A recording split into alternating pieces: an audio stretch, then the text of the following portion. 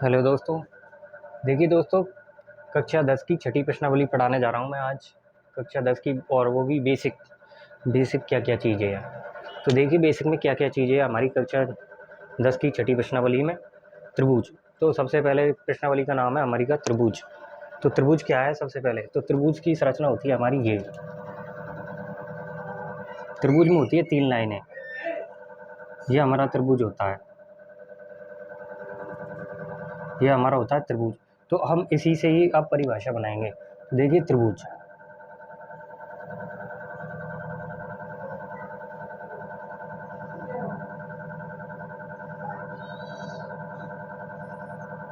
त्रिभुज। तो देखिए त्रिभुज में होती है 3 लाइनें। तो देखिए त्रिभुज की परिभाषा होती है तीन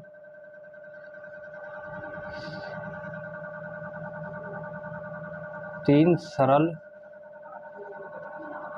रेखाओं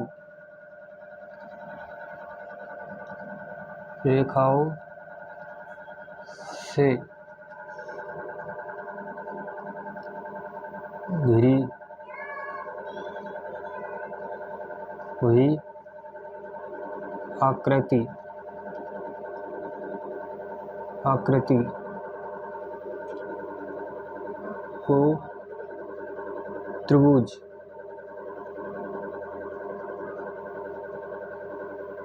को त्रिभुज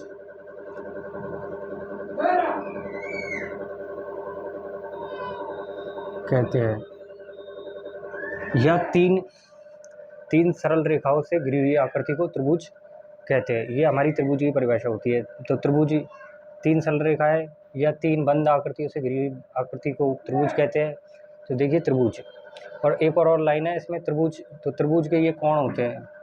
तो त्रिभुज में जो कोण होते हैं वो 180 डिग्री के होते हैं, तीनों कोण मिला करके। तो ये वाला भी 60 डिग्री का होता है, ये 60 का और ये 60 का। तो ऐसे मिला करके 180 डिग्री का होता है। तो इसमें हम एक लाइन और ऐड कर देते हैं।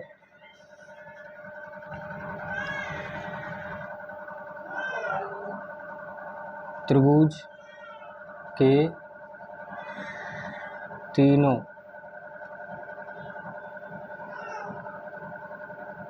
कोणों का योग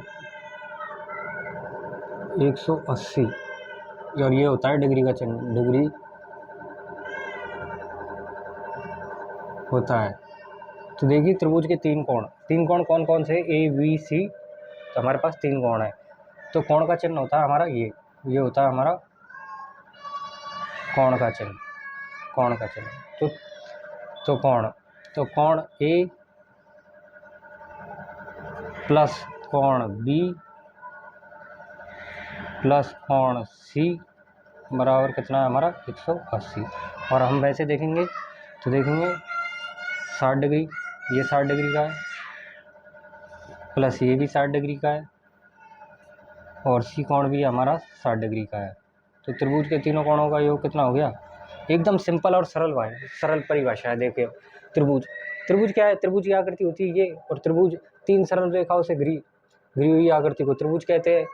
त्रिभुज के तीनों कोणों का योग 180 डिग्री होता है। तो त्रिभुज की कितनी सिंपल और सरल परिभाषा है ये, देखो। अब इसके बाद में हमारी स्टार्ट होती है समरूप। समरूप क्या है? तो देखिए हम समरूप क्या है, समरूप के बारे में बात कर लेते हैं अब।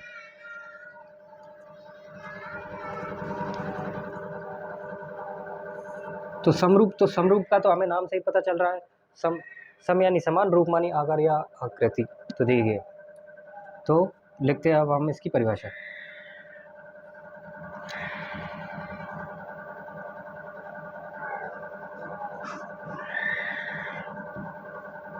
सभी समान आकृति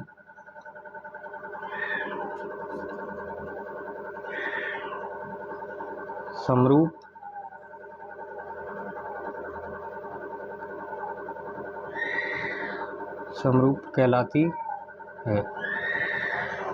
तो सभी समान जो आकृति होती है, जैसे कि ये आकृति ली हमने और ये आकृति ली हमने, तो ये क्या है? दोनों समान है। और ये आकृति ली हमने और एक ये आकृति ली हमने, तो ये दोनों क्या है, समान है, समान है। तो समरूप को हम इस चिन्ह से दर्शाते हैं। ये वाला जो चिन्ह होता है ये हमारा किसका होता है, समरूप का। तो हम इन दोनों के बीच में समरूप का चिन्ह लगा सकते हैं। तो ये हमारा समरूप का चिन्ह होता है। अब इसके बाद में आते हैं समरूपता के नियम, कि समरूपता के नियम कौन कौन से थे। तो समरूपता के 2 नियम होते हैं। तो देखिए हम वो 2 नियम कौन कौन से होते हैं वो हम आपको यहाँ बता देते हैं। तो पहला फर्स्ट नियम होता है समरूपता के नियम। तो पहला फर्स्ट नियम है, सभी संगत कोण बराबर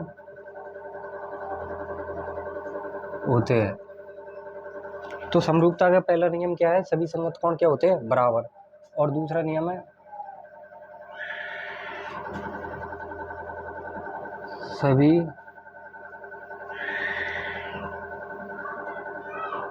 भुजाओं का अनुपात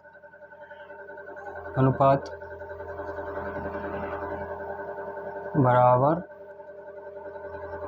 होता है। तो पहला नियम है सभी संगत कोण बराबर होते हैं और दूसरा नियम है सभी भुजाओं का अनुपात क्या होता है, बराबर। तो अब हम दो क्या लेते हैं, त्रिभुज लेते हैं हम 2। तो पहला त्रिभुज हमने ये ले लिया, ये हो गया ए वी और सी। और दूसरा त्रिभुज हमने ये ले लिया,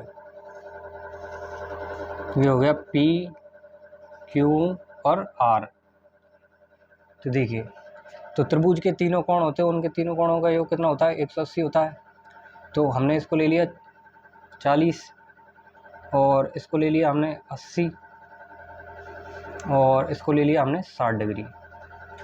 इसी प्रकार से इसमें लेंगे हम। तो ये हो गया हमारा 80, ये हो गया हमारा 60 और ये हो गया हमारा 40 डिग्री। अब देखिए हम अब पहला जो नियम है उस नियम को सिद्ध करेंगे। कैसे मतलब कैसे क्या होता है, पहला नियम कैसे क्या है। तो पहला नियम कह रहा है कि संगत कोण बराबर होते हैं। तो संगत कोण कैसे बराबर होते हैं, तो देखिए, तो संगत कोण कौन से, सबसे पहले संगत कोण ए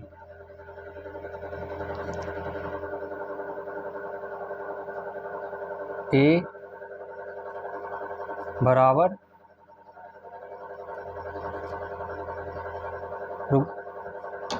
तो सबसे पहले संगत कोण ए बराबर है संगत कोण पी के।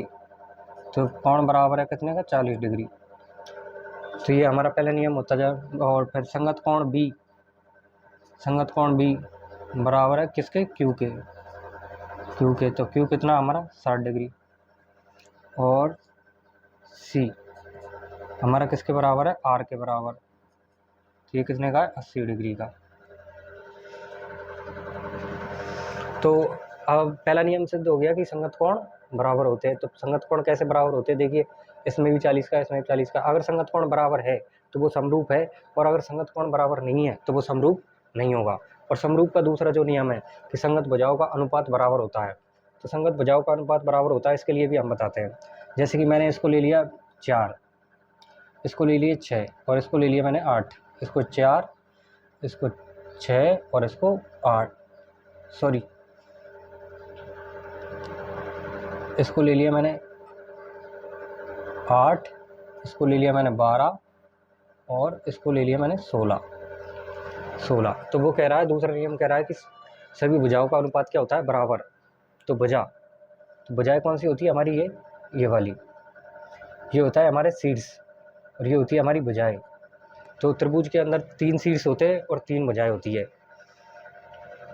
तो देखिए, दूसरा नियम सिद्ध करने के लिए अब हम करते हैं कि भुजाओं का अनुपात बराबर होता है। तो भुजाओं का अनुपात कैसे बराबर होता है, देखिए, तो ए बी भुजा बराबर P Q upon P Q भुजा। तो देखेंगे हम 4:8 बराबर कितना हो गया, 1/2। फिर उसी प्रकार से B C upon Q R. तो बी सी कितना है हमारा, बी सी है 8 और क्यू आर कितना है हमारा 16। तो ये हो गया 1/2 और हमारा रह गया ए सी अपॉन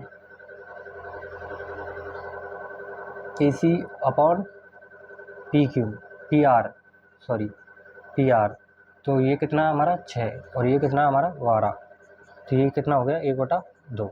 तो देखिए दूसरा नियम भी हमने सिद्ध कर दिया कि सभी भुजाओं का अनुपात क्या होता है, बराबर होता है। तो सभी भुजाओं का अनुपात कैसे बराबर होता है, देखिए दोनों नियम हमने, ये फर्स्ट वाला हो गया और ये सेकंड नियम हो गया।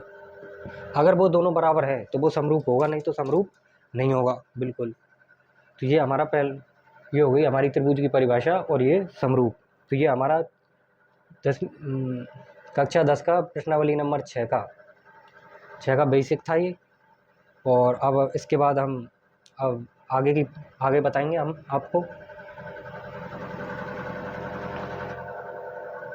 तो एक बार फिर से रिपीट कर देता हूँ मैं आपको।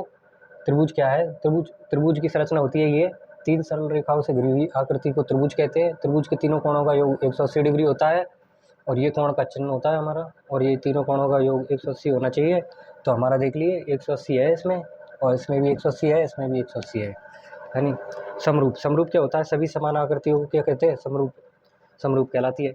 तो और समरूप का चिन्ह होता है ये, और इसको हम समरूप है, ये दोनों समान आकृति है इसलिए, और समरूप का चिन्ह लगा दिया हमने।